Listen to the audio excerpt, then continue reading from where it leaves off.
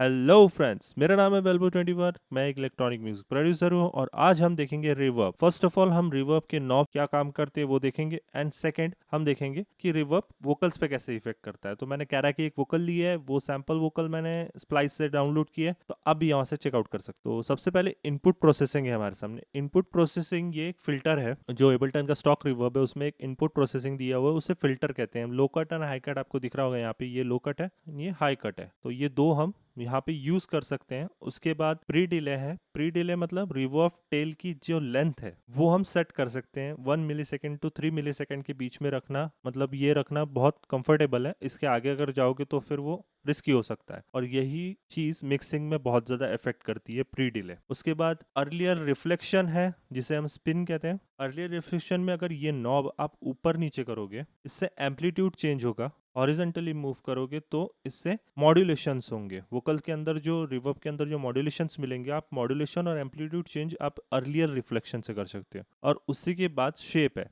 Shape is like overlapping that effect. Earlier reflection effect को आप overlap करते हो। थर्ड नॉब है हमारे पास क्वालिटी नॉब, जहां से हम क्वालिटी सेट कर सकते हैं रिवर्ब की। तो मैं आपको सजेस्ट करूंगा हायर पे रखो, तो उससे अच्छी क्वालिटी आएगी। Size is like virtual room size जो हम कहेंगे। अगर हमें कितनी रूम साइज चाहिए रिवर्ब में, कितने रूमी रिवर्ब चाहिए या फिर कितना कॉन्सेंट्रेट रिवर्ब चाहिए, उस हिसाब से हम साइज डिपेंड करते हैं। स्टेरियो स्टेरियो सबको ही पता है, वो स्टेरियो फील्ड भरता है। उसके बाद डिफ्यूजन आता है, डिफ्यूजन नेटवर्क आता है हमारे सामने। डिफ्यूजन नेटवर्क हमारे सामने क्रिएट करता है रिवर्ब टेल। जो रिवर्ब की जो एंड की टेल रहती है वो क्रिएट करता है हमारा डिफ्यूजन। कहाँ से हमें रिवर्ब की टेल चालू करनी है या फिर हम कहेंगे क्रिएट करनी है, रिवर्ब की टेल जो हमें क्रिएट करनी है, हम वो डिफ्यूजर से करते हैं। उसके बाद डिके टाइम आता है। डिके टाइम डिफ्यूजर को टेल कितनी रखनी है वो एडजस्ट करने के लिए हमें डिके टाइम का एक नॉब दिया हुआ है नीचे हमें यहाँ पे। उसके बाद कोरस है। हम पहले सेंटर में रखते हैं कोरस को, ज्यादा हम इफेक्ट नहीं देते। कोरस इफेक्ट आपको पता ही है, कोरस में हम कैसे गा सकते हैं, कोरस सिंगर।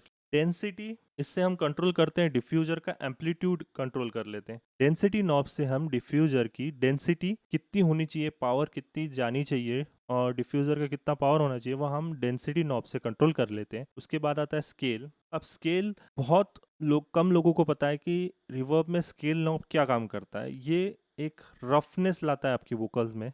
ज़्यादा बड़ा हो गया स्केल तो आपकी वोकल एक डार्क साउंडिंग वोकल होगी, और कम कर दोगे तो वोकल कम डार्क साउंडिंग होगी, लाइक लाइट साउंडिंग वोकल होगी। और रफनेस की साइज जो हम कम ज़्यादा कर सकते हैं वो साइज से कर सकते हैं। उसके बाद आता है हमारे पास रिफ्लेक्ट। रिफ्लेक्ट नॉब में हम एम्पलीट्यूड एडजस्ट करते हैं अर्लियर रिफ्लेक्शन का, मतलब स्पिनिंग का हम एम्पलीट्यूड कंट्रोल कर सकते हैं रिफ्लेक्शन से। और डिफ्यूजन से हम ऑल्सो एम्पलीट्यूड कंट्रोल करते हैं, डिफ्यूजन का, डिफ्यूजन नेटवर्क बॉक्स का एम्पलीट्यूड कंट्रोल करते हैं। फ्रीज को हम फ्रीज करके सुन सकते हैं कि हमारा लाइक टेल कितनी जा रही है, टेल कितनी कट रही है, या फिर कितनी फ्लैट है, कितनी रफ है, वो सब हम वहाँ से फ्रीज करके देख सकते हैं।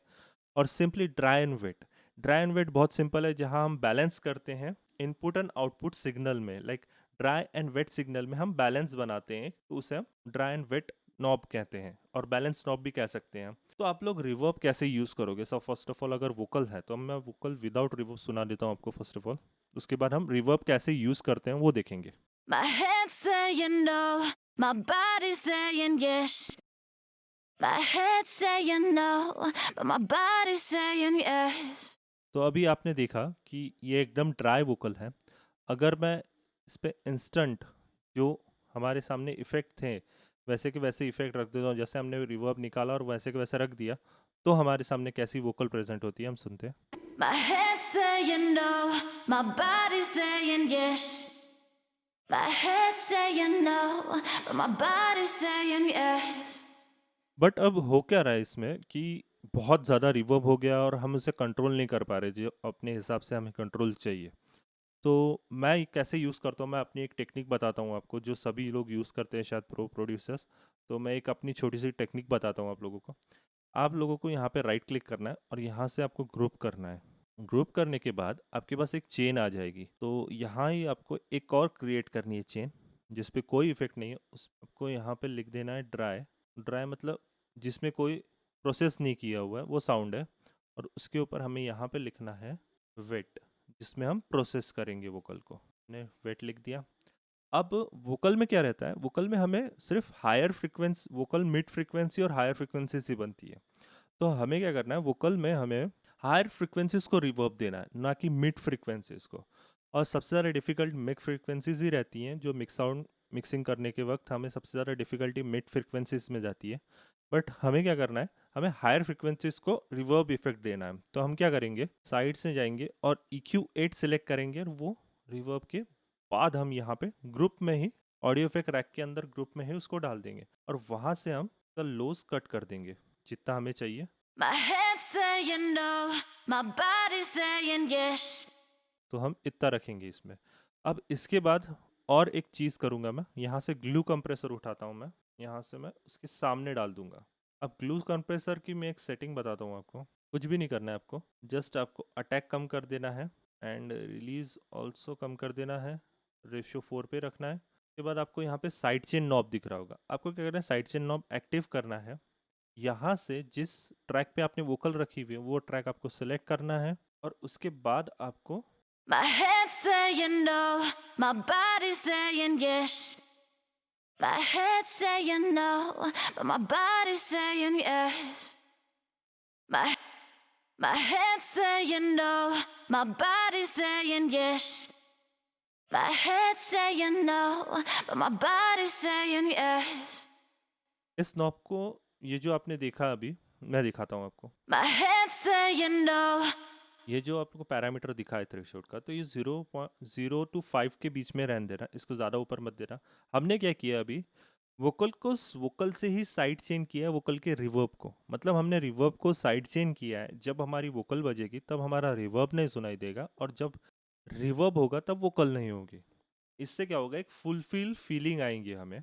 और उसके बाद हम यहाँ जाते हैं, हम यहाँ प्री डिले थोड़ा सा चेंज करते हैं 0.8 मिलीसेकंड, और यहाँ से हम ड्राइव इट नॉब 100% कर देते हैं। मैं जनरली कोरस नॉब ऑफ कर देता हूँ और स्पिनिंग नॉब भी ऑफ कर देता हूँ।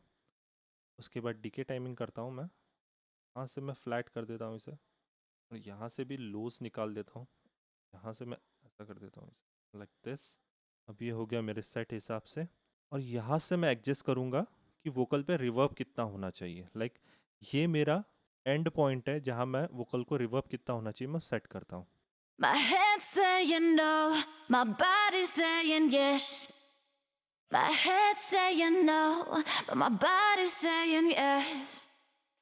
अब इसमें क्या हुआ, आपकी वोकल को रिवर्ब इफेक्ट तो आ ही गया, उसके साथ वो क्लीन रिवर्ब इफेक्ट है। आपकी वोकल मतलब आपकी वोकल मैस नहीं कर रही है किसी रिवर्ब के साथ, कि रिवर्ब और वोकल एट ए टाइम बज रही है और वो बहुत ज़्यादा मैस क्रिएट करते हैं।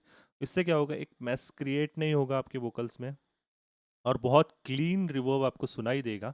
अब अगर सुन पाते हो, मैं अगर ड्राई इफेक्ट आपको दिखाऊं तो ये देखिए My ऐसे। head's saying no. अब मैं वेट इफेक्ट दिखाता हूँ आपको। My head's saying no, my body's saying yes. My head's saying no. अब मैंने ये किया है, तो आप यहाँ से ग्लू कंप्रेसर में सेटिंग करके आपके हिसाब से आप जैसा वोकल्स हैं वैसा अटैक रिलीज रख के, आप थ्रेशोल्ड अमाउंट 0 to 5 के बीच में रखना, वैसा आप चेंजेस करके वोकल को साइड चेन करके अब बहुत ब्यूटीफुल एक रिवर्ब इफेक्ट मिल जाएगा आपको। और ये बहुत कम लोग बताते हैं, इस तरीके से हम वोकल को रिवर्ब देते हैं। My head's saying no, my body's saying yes. तो ये मेरी एक पर्सनल ट्रिक थी जो मैंने आपके साथ शेयर की है। तो thank you for watching this video friends. Channel को लाइक शेयर सब्सक्राइब कर दीजिएगा याद से, और नीचे कमेंट कीजिएगा अगर आपको पसंद आया हो ये ट्यूटोरियल। तो प्लीज़ आप मेरे सोशल मीडिया को फॉलो कर लीजिए, जिसकी वजह से आपको ये वीडियोस की इन्फॉर्मेशन मिलती रहे, कौन सी वीडियो कब आने वाली है। तो thank you for watching this video. Signing out from my side, वेल्बो 21।